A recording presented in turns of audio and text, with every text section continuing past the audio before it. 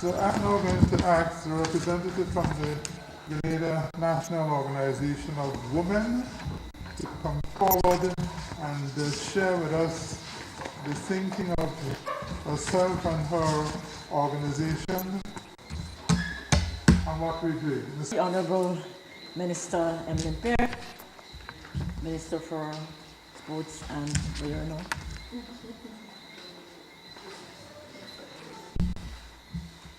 Consultant and Dr. Joseph, Chair, Dr. Francis Alexis, and we've been reminded from the time we came here of our trailblazer in terms of where she sat so many years ago in Parliament, and for that, as a member of the Grenada National Organization of Women, we must again give her another round of applause. My presentation here this evening is to talk a little bit about making the case for including women and gender rights on the basis of discrimination faced by Grenadian women. I'm taking it a little different to show what is happening in reality to women in Grenada. We are glad that we have our women in Parliament. We're very pleased, we're very happy. And so many other strides that women have made right across the board, across the years and time, and we're very pleased for that. So I'm bringing a little bit something different, a different perspective of where we are in reality in Grenada. Now, the Grenada National Organization of Women is the leading women's representative and advocacy group in Grenada. The organization has acquired broad influence in the national decision-making process and a history of programmatic responses on gender equality issues at many levels.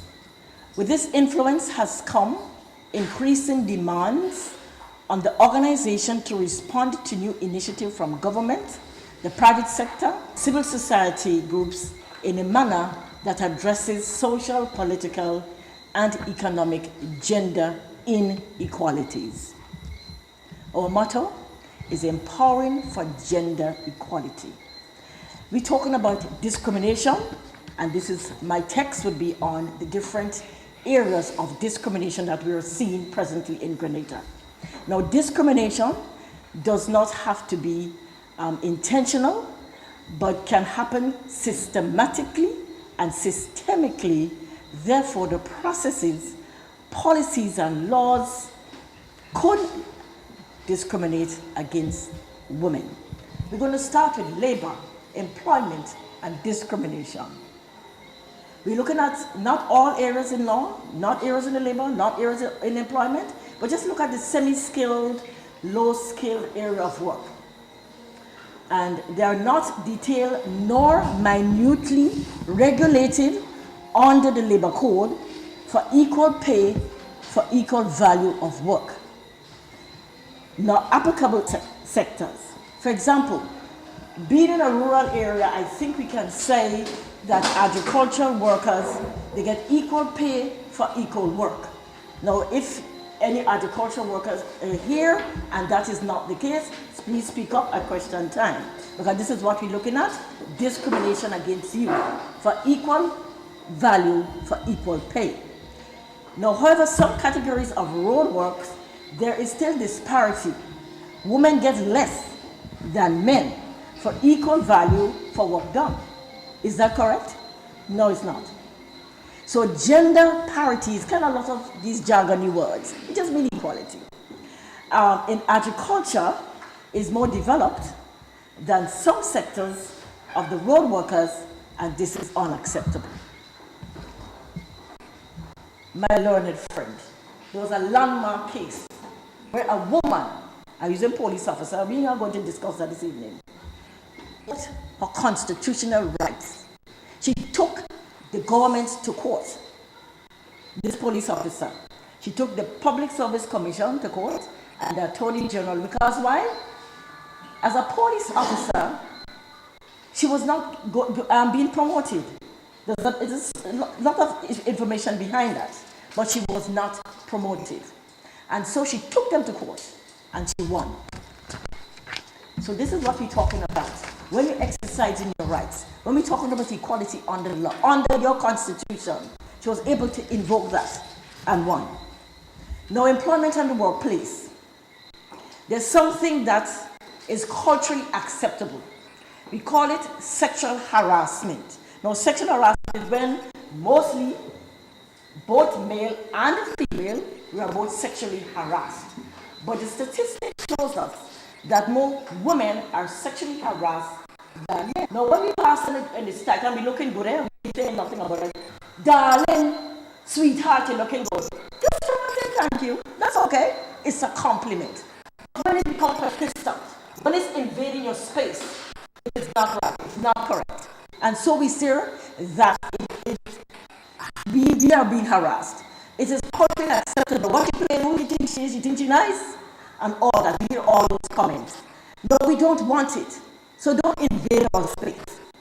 And so we are still awaiting the Sexual Harassment Act, which was advocated by Gino and his social partners 5 years ago.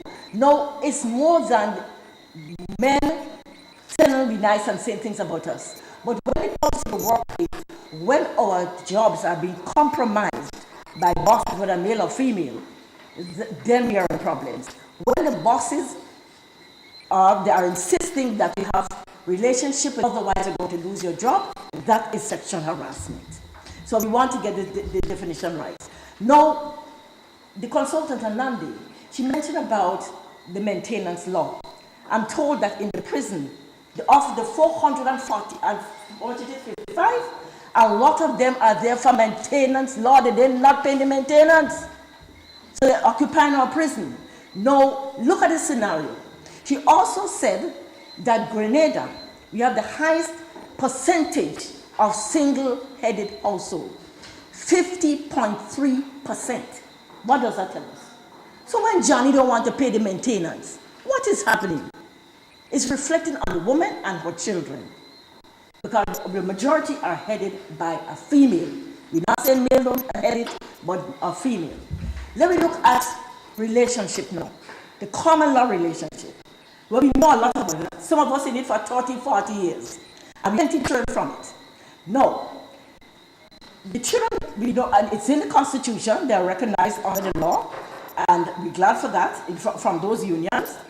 But if the partner, if anything happened to the man dies, the woman, she has no rights. None at all. I'm going to quote from a study that was done by Dr. Rawida Brash. She did a study for the Grenada Country Gender Assessment Report commissioned by the Caribbean Development Bank, and she said, common law or de facto spouses are treated very differently under the law. They are generally not recognized as next of kin for maintenance, inheritance, and property rights. And with regards to the law related to property inheritance, in the case of a person who dies intestate, he make no will, a common law spouse is not recognized, regardless of how long the relationship lasted, 30 to 34, or whether the surviving partner has a vested interest in the property. Is that right? That's discrimination. She's been with the man a long time. What do you hear in the obituaries? Partner of so-and-so, or best friend of so-and-so. Mean common law wife. When you listen next time, you listen to the obituaries. Means common law wife. Violence against women. I could be here all night, but I'll make it short. Violence against women is systematic discrimination against women. The government of Grenada, and I applaud the minister and all government present here, they're taking it seriously. And so they have given us some legislation. We're very happy, right? Ladies, we're happy. Now we have the Domestic Violence Act, and there was the 2001, but it was revised to the 2010 one. We could discuss a little bit more about that in the discussion period. We have a National Strategic Plan, Action Plan for a Gender-Based Violence, and we also have a National Domestic Sexual Abuse Protocol. However, response to domestic violence is weak, still inadequate policing, Now, a man can't go and tell the police. Nowadays, they're not supposed to laugh, eh? But a lot of men still tell us, boy, me can't go and tell that to the police because they will laugh at me. That is discrimination against the man's rights. He has a right to report. But of course, we heard all about the gender socialization, the pink for girls and the blue for boys, and boys don't cry. And of course, you don't make those kinds of complaints, even though your rights are being infringed. Now the ladies beating you up, that happened too. And poor implementation of law. Now women are not enjoying the same rights because the majority of the cases that we know, it happens to women. It's globally.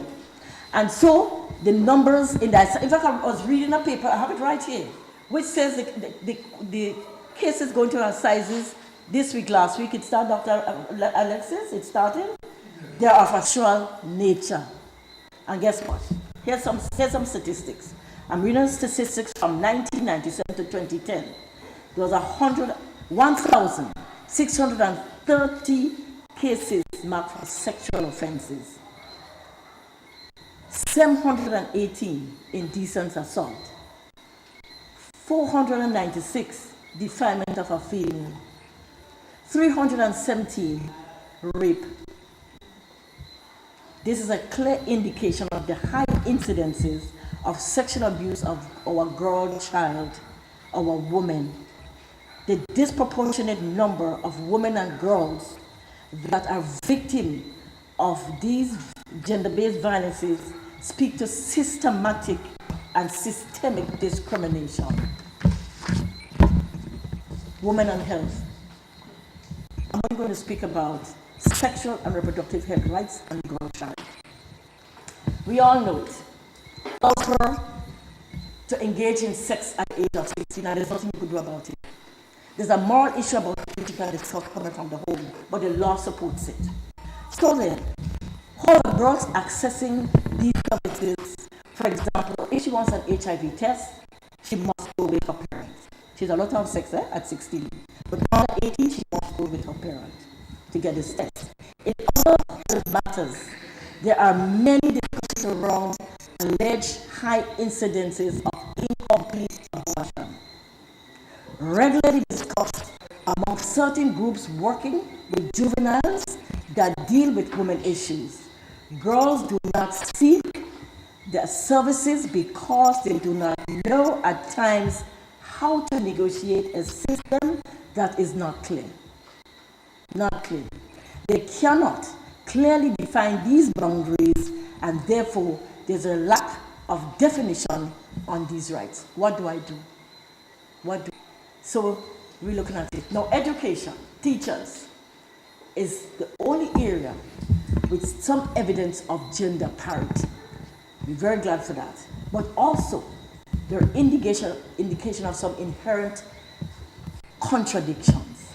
For example, that report I mentioned about talk about a higher number of males that are enrolled in traditional fields of work. Now, this is another conversation. This again, gender socialization.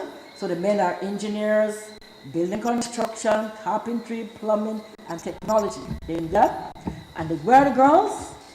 Secretaries, teacher, education, business and commerce. Nothing wrong with that. Nothing. But suppose the girl wants to go to do building tech. Is it okay? Are we saying that she can't? She can, because she wants to be a building tech. If you look at TAMCC, and in fact there's a law that states that the school, they must have two, they must enroll in a technical and vocational subject in school. It's now a law. But we're still seeing that the gravitation is around those gender lines. We're still seeing that. So we're saying that despite this stipulation and this small change, the gender stereotyping, it means that females going to do nurses, they're going to be teachers, the boys going to be plumbers, they're going to be carpenters. And so the reason for this, in my view, is that intervention to correct the gender disparity in educational outcomes, whether in subject or enrollment, is introduced too late. So for example, if you want to correct that, since they pick me in kindergarten, let she play with a hammer, man. What's wrong with that? She not to play no thing. If she want to build something, let her build it. So have that kind of process from primary to secondary school to tertiary. She can choose whatever she wants, whatever she's comfortable in, whatever he comfortable doing. And if the boys say you want to be a nurse, everybody laugh. Nowadays we kind of accepting it. We are accepting it. But all of these things we are talking about. And so we're making the case. Gino would like to propose the following recommendations. We talk about it. We had a discussion about this. We talk about proportionality. It means quota system. Now, Senator Pierre is in Parliament because her political party decided to put up 5 women. And we know the results, so she's there. Last time we had 2 women. So we're looking for this quota system where we're saying that we want that. Put it there so that we will have it. Next time we don't have to scratch our head about it. So we have this equality. Yeah? And so it will address the equality paradigm in all areas and sectors. Going to the boardroom. We don't want the woman there because she's a woman and she needs to be in the boardroom. We want her in the boardroom because she can contribute to what is happening in the boardroom. That's what we're saying. We don't want tokenism. We want to be able to make a representation and make it well on behalf of women. And so, in all the decision-making mechanism, we talked about in the discourse about this common law situation. Now, the past constitution and the current one, this one does not address the inequality that exists between the different categories of women, in particular married and single women. It doesn't. And the salaried woman and the non-salaried woman, as we see the equal pay for equal work. So we're saying that there's other ways to address it, and they need to look at the systems that they already have in place. The NIS, for example, they can make that mandatory a law, a reform in the NIS, which, when you're walking around with your basket and thing, all you're trying to do is to make sure your children get food. You're not thinking of buying or going to pay no NIS. You're not doing that. So we're saying that the law can help us do that by making it mandatory for us to do that. And so, the call, the passion, is to invoke our inalienable rights under this new constitution. This is the time, as the consultant was saying, to do something about it. Right? We now have the opportunity, and so all the gaps that we have in the discrimination, we want those gaps to be removed, and so that we can enjoy our equality, as we say, side by side, going forward. Thank you. It's good to have Gino identifying directly with the Constitution reform process through Ms. Pascal, because things that otherwise might have missed us cannot now miss us when you have such vocal and such committed representation on the part of Gino. It's very interesting, because I remember when I was trying to get this child law go through,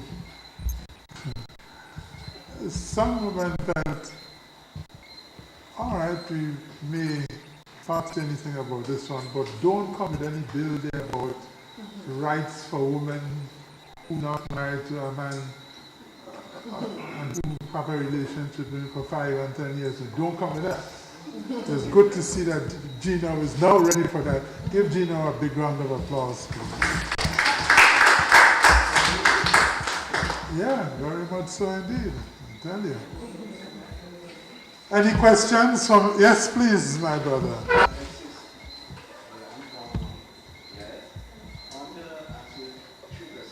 Yes, please.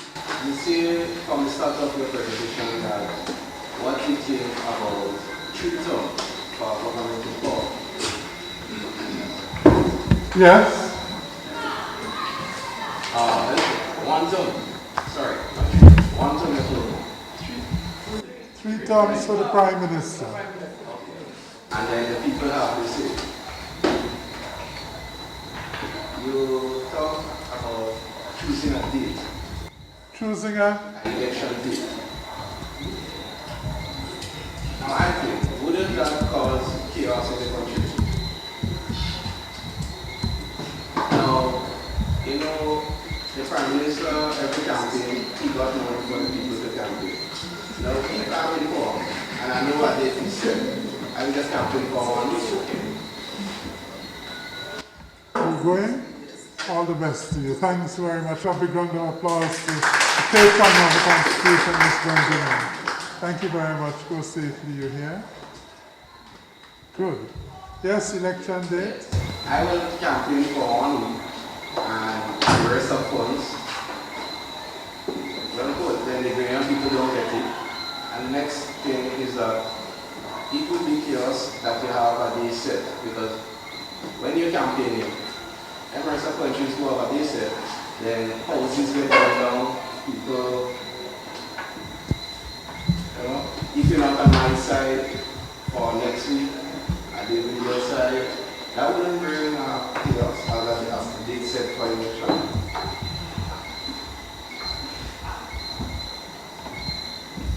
I'm asking you. Good. 3 terms for the Prime Minister. Different countries have different term limits. The US has had a 2-year term limit, I think since about 1951, a 2-term limit. Closer home in Guyana, they have a 2-term limit on the Prime Minister. They're on the President. They're discussing a 10-year term limit for the Prime Minister in Trinidad and Tobago. Belize has a 3-term limit. The committee felt that the Belize model is the most appropriate one to us, considering the human resources available to us, considering our own historical experiences, and of course, you're not obliged to give the Prime Minister 3 terms, but that's a term limit. And we have to consider also that most countries in the Commonwealth Caribbean do not have any term limit. So when you look at all these options, we think that the 3-term limit is the best offer. We're not suggesting it's perfect. Nothing made by human is perfect. But we think it's a workable formula for going forward with. And not too short, not too long. Ordinarily, generally speaking, we tend to give a governing party 2 terms in office, generally speaking. Whether it's Barbados, whether it's Jamaica, Trinidad and Tobago, Grenada, generally speaking. Therefore, a 3-term limit cannot be said to be ridiculous. We don't think so. And we can live with that in conscience. Now, I have been the president of my church council. You asked a question that how many of us are here that know read the whole book of the Constitution. That was now, the question is, where can we go to get the Constitution? You can get it at the government printry at Botanic Gardens. I don't know if it's sent in the revenue offices. Last time I checked, I think it was about $25. I think so. Don't quote me on that. It's something that we should read up on, and it's our right, it's our thing, our constitution. Well, when you're reforming it, put a constitution which should be for every individual. You mean free? Yeah. Yes. It should make the recommendation, and we have it, it's our power. It should be free, just like what the Bible went on. It should be like the Constitution should be used. It shouldn't be like a critical company quite with St.Andrew. I should do bookstores, like how I shop my children's school books. I will pick up and give my child into school bag. So when the questions come, like law in school, social studies, she already have it. But I don't only change it. We don't have time to work in the young. I am also reminded that you could download it online for free. Election date. This is a big challenge for everybody. We did not recommend that there be a fixed election date put into the Constitution. because we consider by its very nature the matter of fixed date for elections is experimental. As you go along, you may want to change things about it. And if you entrench it in the Constitution, make it not changeable by an ordinary act of Parliament, that is what entrenching is. If you do that, then you might have chaos, because you will not be able to change it to adapt to experiences as you go along. So what we thought was that we should amend the Constitution to say that Parliament may, by an ordinary act, provide for a fixed date for elections. That will enable changes to be made as we go along. Now you may hear people say the Americans have always had fixed date. Well, I have checked the US Constitution time and again, and I do not see in there any provision for fixed date for the present election. What you will see in there is that the president is to be sworn in, the new president is to be sworn in on a fixed date, but not that the election has to be held on a fixed date. But people have, I suppose, internalized this idea that in America you have a fixed date, and nothing you can tell them can persuade them otherwise. But I say to you, that is not the law in the US Constitution. I think again that the formula we have come up with, namely to change the Constitution to enable Parliament to provide for a fixed date for elections, is realistic, workable, and sensible. And we ask you to support it. And you will cause chaos? No, because experience shows that it is attracting chaos. It can be changed. But if you put it in the Constitution in such a way that it cannot be changed, then you might have some problems. Yes? Do you have some questions from this matter? Yes? I think I don't really bad.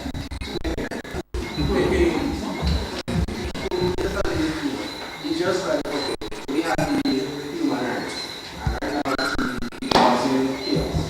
Because we can't solve this situation, tell them what to do, they're not between, they're not here, people not here, because everybody has human rights to do it, free to work, free to do.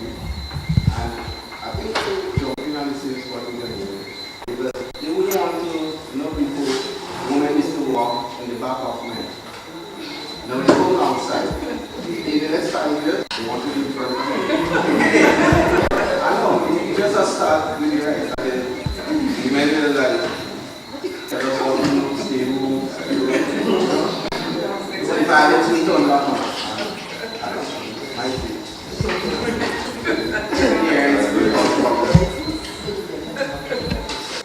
Yes, Dr. Buckmeyer. Based on what I'm hearing,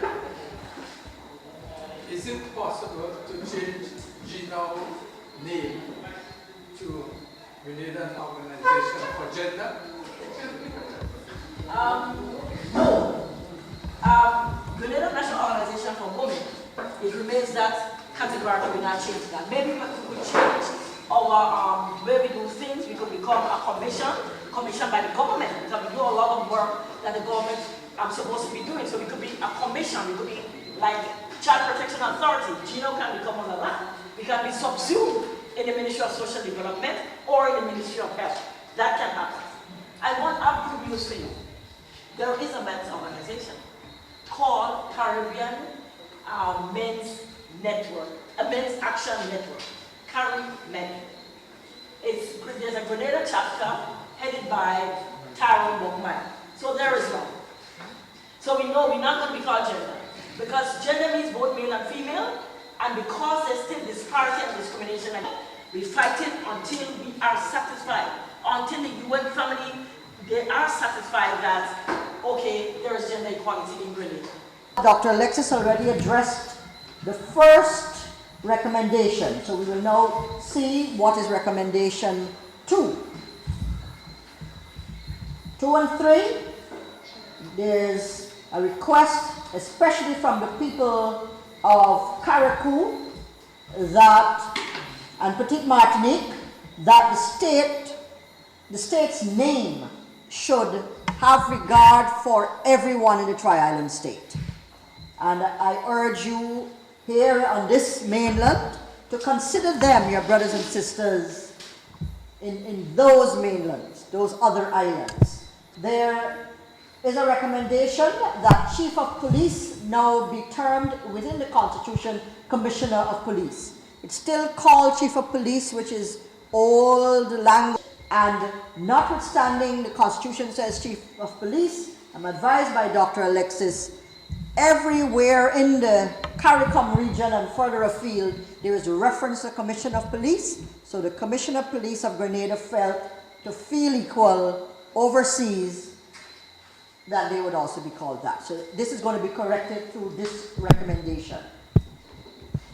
4, this one is a little more wordy, that it be stated that they shall be recognized, respected and adhered to as fundamental essentials of parliamentary democracy and good governance, the independence of the judiciary, the separation of powers, particularly for protecting the judiciary from the parliament and the executive, and the rule of law.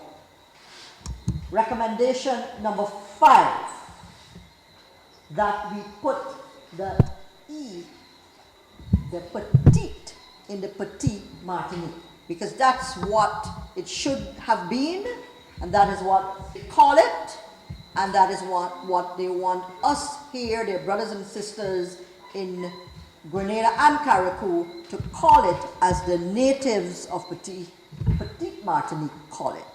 So referendum day, please remember them. 6, that there be instituted an independent elections and boundaries commission to take over and combine the responsibilities of the supervisor of elections and the constituency boundaries commission. I think this has come about because we've been having regular resignations, recent resignations, for example, of your elections supervisor changes as government changes, and that person is not full-time, and that is considered so important by the advisory committee as well as people like you coming forward, that people thought, look, we don't want an impermanent permanent secretary being the impermanent supervisor as well. We want a set commission. That, number 7, that there be substituted for the expression Supreme Court of Grenada and the West Indies Associated States, the expression Eastern Caribbean Supreme Court. We are part of the OECS sub-region.